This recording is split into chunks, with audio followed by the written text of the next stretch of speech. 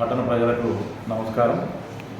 ఆందోళనపేట పట్టణ పరిధి లోపల గత 22వ తారీఖు నాడు తాయబజార్ మరియు మేకల సంతకి వేలం కోసం దరఖాస్తులు ఆహ్వానించడం జరిగింది. కానీ ఎవరు కూడా దరఖాస్తు చేయలేదు. అందువల్ల ఈ తాయబజార్ వేలంని 26వ తేదీకి వాయిదా వేయడం జరిగింది. దరఖాస్తుదారులు ఆశావాదులు ఎవరైతే ఉంటారో 24వ తేదీ వారికి కూడా దరఖాస్తు చేసుకునే అవకాశం ఉంది. పట్టణం లోపల గత 3 సంవత్సరాలుగా తాయబజార్ వేలం నిర్వహించినప్పటికీ ఎవరికి ముందుకు రాలేదు.